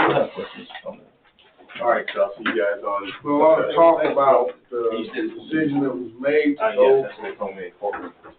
2 acres to 4 acres. A lot more R1 requests coming in since that. So I guess we'll open the floor up for discussion as to what the board thinks, and I guess what kind of recommendation we make. Leave it alone as it is, go back to 2, go to 6, whatever. Well, I always thought it should stay 2 anyway, but. Well, I'm not ready for a motion yet. I just want some discussion. I want some discussion about it. I I want to know what everybody thinks. if we was to go back to drop it down to 2, people want the zone as they are, we stay in the agriculture zone. We will stay in that agriculture zone. If not, I think we're gonna have more R1s going to come before us. We're 4.42, that's my personal opinion, that, hey, we go about, when we stay in the land use map, we stay in that land use map, the corridor, if we lowered it back down to 2 acres. To me, I think it created more non-conforming. I'm going from 2 to 4, that just brought us more non-conforming, and people trying to. Steph? Talk to I us. think I've said all I'm gonna say on it, besides from what I'm hearing, just from people in the community and some of the other boards about not wanting any development to come here. This would help with a housing need of family members that want to move back here. We don't have a whole lot of neighborhoods or wants for neighborhoods to come in, so I think it would help to change it back to 2. Bruce? I still understand the reasoning for the 4, and I like that reason, which is the keeping the agricultural, the rural aspect. I really do. I think now that, that we're seeing it where it is, that may, judging from the input that we've been getting lately, it may be a little too draconian, which is to say that it's too much, it's a little too harsh for what you're getting at. You're getting at is protecting the bigger farms and everything. But making someone, instead of giving 2 acres, or sometimes they probably just want to give 3/4 of an acre to somebody for a lot. But making them, a 2 acre makes it hard. It's not someone's going in there just to buy, enough space for their place. But I think 2's kind of almost, it gives us an option. It doesn't necessarily mean we have to actually approve everyone. But I am kind of, ambivalent about this one thing. Either way, I can live with it, but I think just for our own good and good of the community, I think the 2 acres seems to be most sensible for people. Lee? Well, something just caught me from what you said, that we don't have to okay all of them. I'm big on consistency. I mean, to jump, we're gonna approve this one and not this one, to me, that's just asking for problems. We gotta be consistent somehow, treat people the same in similar circumstances. I continue to go back to use on these properties, and to me, still, I'm not trying to be hard-headed about it. I just feel like the uses that are listed under AR, which are essentially the same thing as A2 uses, you can run a farm, except it has to be, you can't sell. You have to use it for yourself. But essentially, you can have the same thing on an AR that you have in an A2. I just don't feel like 2 acres is enough for people to practice those uses. You take a 2 acre lot, carve out for a home, yard, whatever, driveway, what have you got left? And to make a long story short, to me, you just don't have enough acreage there to practice the uses listed under an AR. And that's why I wanted to up it to 4 to enable to do that. I'm trying to focus on uses, not size. So that's kind of where I am.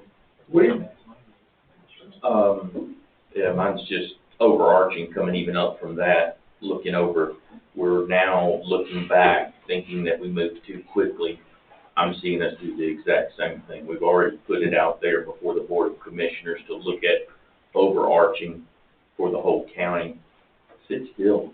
Just leave it still. Leave it the way that it is. Allow the system to work with what we've charged the Board of Commissioners to put through, and allow a rewrite of the whole zoning ordinance to work the whole process, as opposed to this microwave instantaneous society that we now currently find ourselves in. Okay. We've got to choose that line, whether it be 2, 3, 4, 1.5, whatever. Someone's going to request something less. I mean, at some point, whatever is chosen, we've got to be willing to say no, whatever the line is. If we set it at 2 and someone comes in and wants 1 acre and 3/4, are we going to consider them like we're considering 2s now and not enforcing the 4 acre rule that we've got on the books. We're doing that now with the 4 acres. But you Well, know. okay, I was against the 4 acres in the beginning. I still am.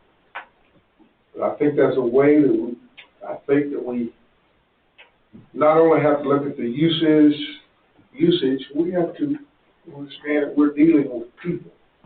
We're dealing with human beings that wants to help family members or whatever.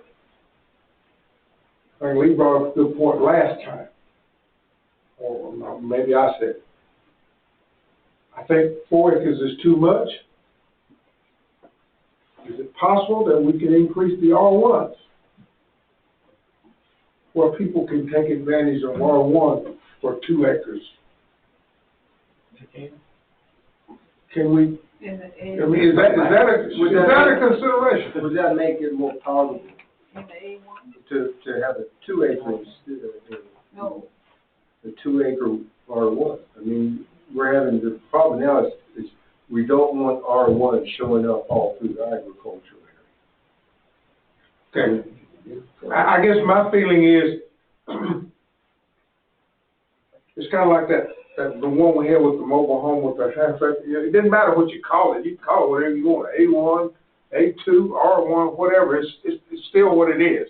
The amount of land is still what it is.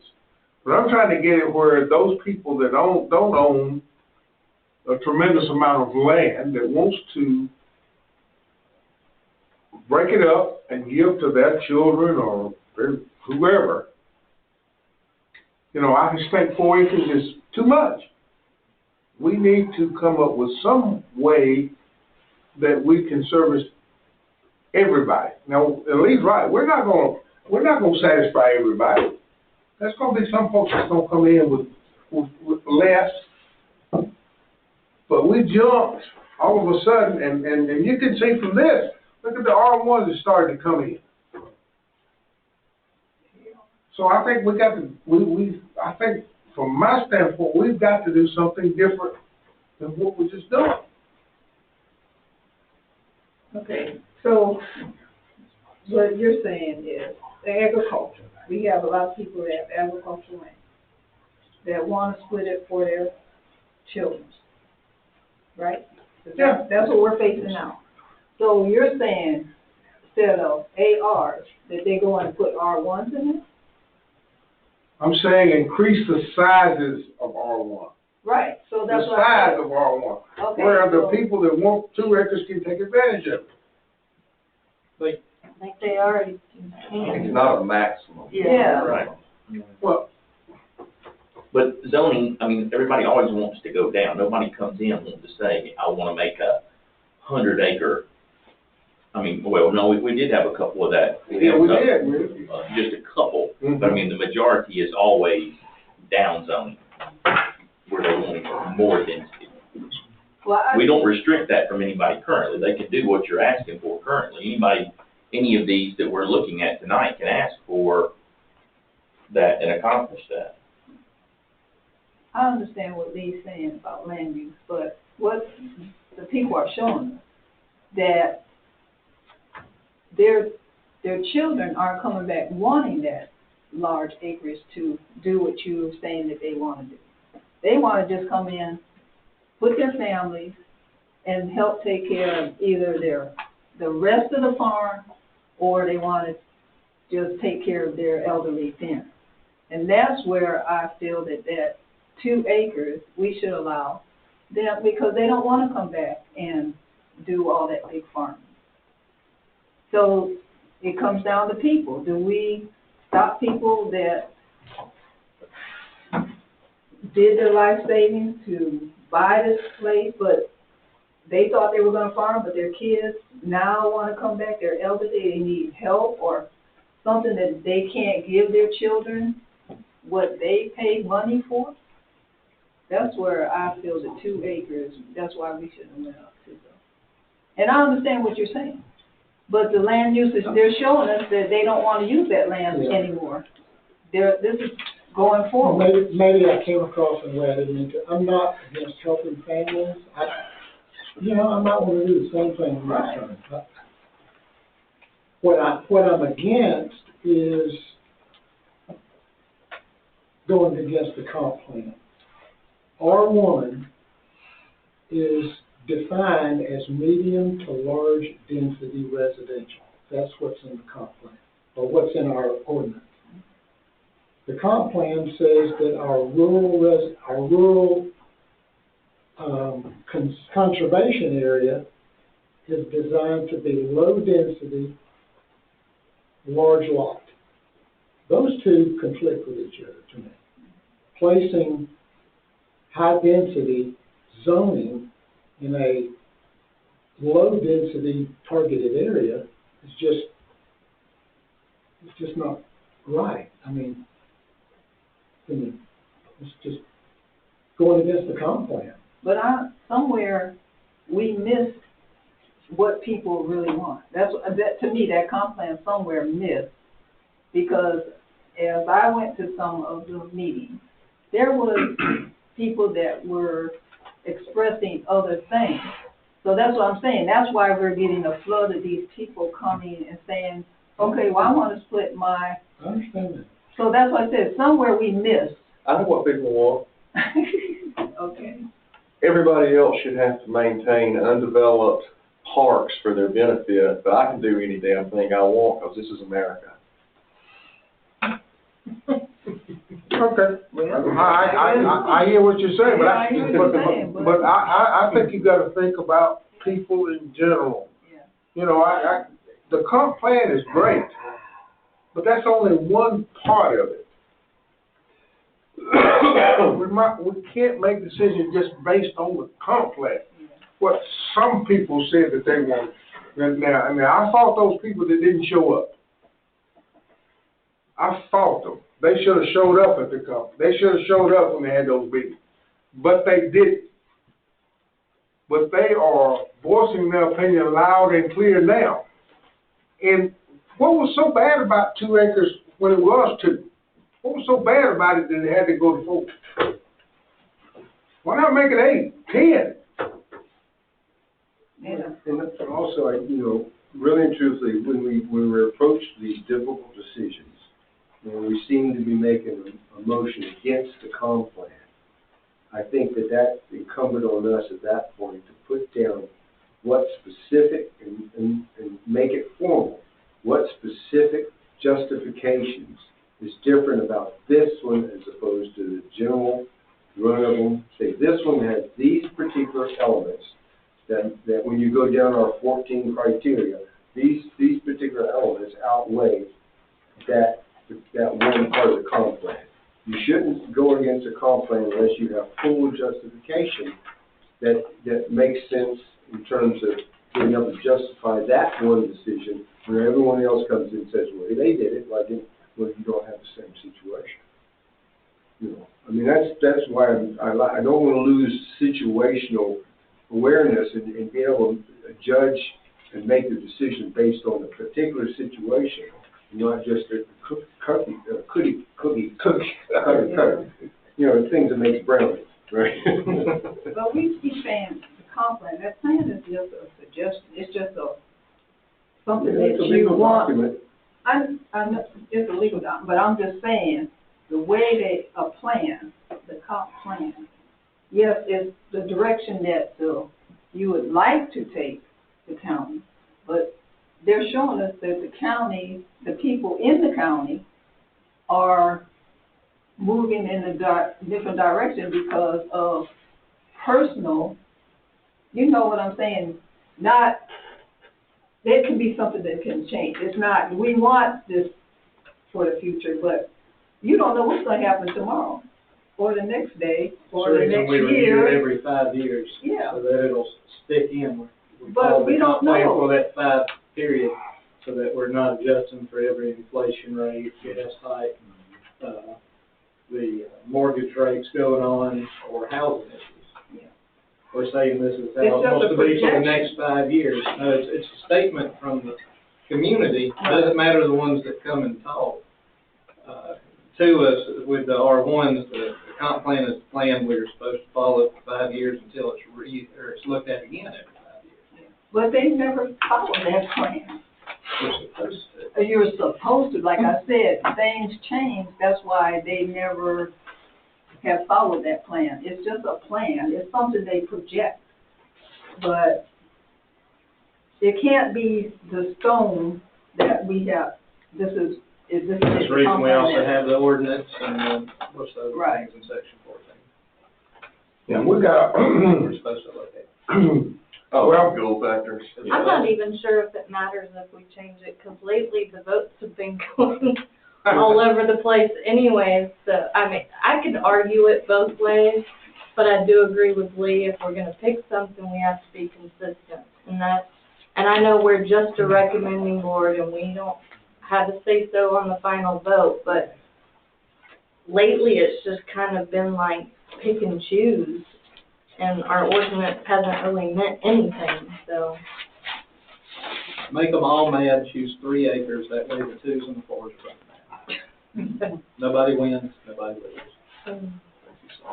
I think we do. Where's the shot? Okay, this is on the agenda. I think we've discussed it, we can be here all night. You know, we all have opinions, we all have feelings, we all see it one way or see it the other. So sometimes it comes down to decision-making time, you know. Now I will entertain a motion as to what you want to say to the Board of Commissioners. Leave it alone, as is, leave the 4 acres, let's go back to 2. Christopher said, maybe go to 3, whatever. Let's make it, it's only a recommendation, and it's up to them to decide what they want to do. Because when you come talking consistency, it don't matter whether we're consistent or not, it matters whether they are consistent or not.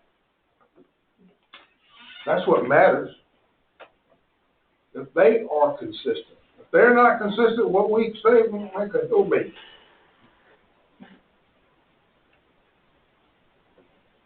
So, the floor is now open for a motion. If someone would like to make one.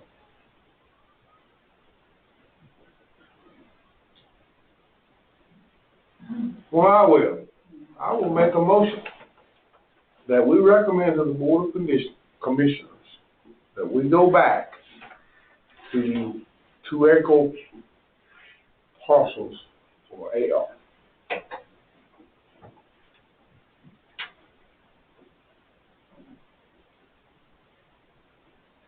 I second.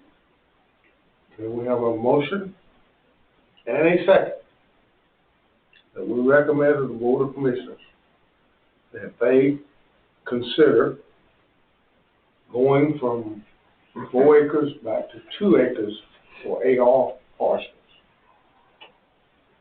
Am I stating that correctly? Any comments? Discussion?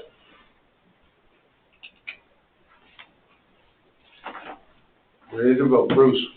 Oh, God. Well, one comment, once again, I just think, I like the 4 acre thing, but I just think they're gonna split it off anyway, they're gonna split something off. And I think it's just more punishment to the family, the homeowner, the property owner, that, you know, you can't split off 2, you gotta make it all the way 4. You know. So I'm gonna say yes. Cynthia? I feel it's more reasonable, yeah. Yeah. Yes. No. No. Yes. Okay. Vote is 1, 2, 3, 4, 5 to 2. And we will make this recommendation to the Board of Commissioners, and then it will be their choice whether to accept our recommendation or not. All right, moving on to item number 4, consider approving the 2024 proposed meeting date for Planning and Zoning Commission. Have that in front of you. No, it's not. That was in the package. I got them on the screen too. Yeah, I have no problem with it at all. Any comments, discussion on that? I make a motion to approve. Second. A motion by Kenneth and second, Stephanie to approve the agenda. Meeting dates for next year. We, Cindy? Yeah. Yes. Yes. Yes. Yeah. Yes. Okay, that is. Okay, now item number 5, last night, the Board of Commissioners reappointed Lee to District 2, and the chairman reappointed me to this board. Therefore, we have a full board going into 2024. This is the end, now it's time to elect a chairperson and vice chair. I guess we'll do that by nominations, and I'll ask Christopher Hammond. No, I don't make the nomination. No, you don't make the nomination. I'm asking you to handle. Oh. The floor is open for nominations. Nominations do not require a second. When all nominations have been made, we'll close the floor and vote on them in the order they were made. First one to get a majority vote, that's the one that wins. Then we'll repeat it for vice chair. Correct. I'll make a motion with the notice to be chair. No, you nominate. This is a nomination. Nominate you. Are there any other nominations? Going once, going twice. I nominate Lee. Okay. We have 2 nominations. I just love how you waited till that last one, I'm All sorry. right. Are there any other nominations? Going once, going twice. Floor is closed. All in favor of Noel Scott, chair, raise your right hand. All opposed? Okay. Motion carries. Floor is now, or the appointment's made. Noel Scott, you're new chairman for next year. Floor is open for nominations for vice chair. I nominate Lee Mitchell. Okay, you nominated Yeah. Bradley. Yes, Bradley. All right, you nominated Lee Mitchell. Are there any other nominations? Going once, going twice. Floor is closed. All those in favor of Kenneth Bradley for vice chair, raise your right hand. Those opposed? All right, yeah, abstain. Mr. Bradley, congratulations, you are vice chair. Did we have an opposed? Do we have an opposed for that last one? No. Okay. We had this thing. No, We had it an was a no abstain. vote. I think Mr. Bradley abstains. Okay, I guess that's all that we have for this evening. If at all, I make a motion, just before you do, if at all possible, I'd like to recommend that all of you try to make it on the 12th, so that we can hear more. And if you have questions at that time, please ask it. Thank you for saying that, because where's it at? It will be here, but I think it's gonna be in the Superior courtroom. Superior courtroom, because they're expecting a lot of people. From the 12th to the end of it. The 12th, they call that a town hall, a town hall. No decision will be made at that time. But on the 19th, we have to take all the information that we have and make a recommendation to the Board of Commissioners. So, the 12, we're just part of the town hall. We're not sitting there. Right, you're part of the town hall. I know on the 19th, I know he wasn't on the agenda. Will he be first or last on the Should 19th? be the last. Last. But I mean, we got. We can do that. Oh, wait a minute, I'm sorry, I've got it in there. I'm trying to think about it in my head. December 19th is, You still gotta do your public hearing. Public hearing for the 12 rezones, and then that will be part, Including, and that will be there that as will be well. part of it. Yes, sir. but then also, if y'all would like for him to be at the beginning, you can always amend the agenda to where you. Why don't we just make the agenda with that right at the You beginning? have him put it as old business.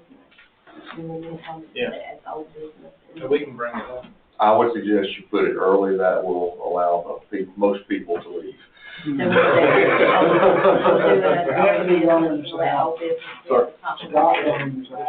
it. I will, well, you guys make the agenda, so I would suggest that kind of be at the first, but that's okay, whichever, how you make it. Motion to adjourn by. Yes, sir. Who's that? Bruce. If y'all have any questions between now or after the town hall meeting or anything that y'all want us to fit before Matt, sleep on it, the brain flu go, email us so that we can get it to him and hopefully have it before the meeting. And then with anybody that wants to visit sites, as always, just a reminder, in case anybody forgot, you are more than welcome to get with me. We will go together as a group if y'all want to, for some of these sites that are gated and locked. Yeah. Going up or getting around that property versus y'all getting in any trouble with a public car, personal car. Oh, no. Is this one still locked? Nancy's place is supposed to be unlocked. Supposed to be unlocked. Supposed to be unlocked, right? If it is locked, call me. I know last time it was locked. I know it's getting. Well, I don't know. You don't want to back it? No, I come out of the house. You do want to get in.